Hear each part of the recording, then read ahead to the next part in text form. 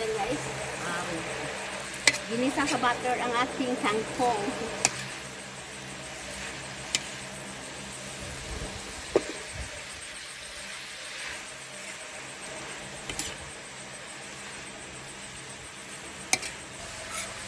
Dagdagan natin ng maraming bawang.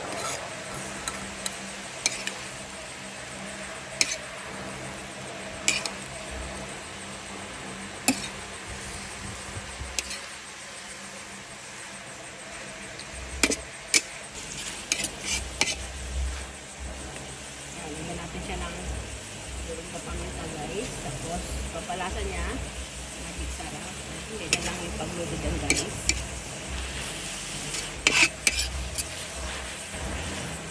Tapos lagyan natin ng konting oyster sauce guys. Ayan.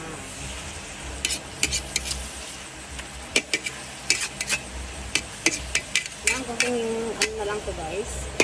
Pulo para halo ko na yung ating butter, garlic, kangkong. Ayan na po guys ang ating butter, garlic, ano guys, kangkong. Ayan, sarap nito guys. Ayan, ready to serve na po ang ating kangkong guys. Ayan, tara, kain na po tayo.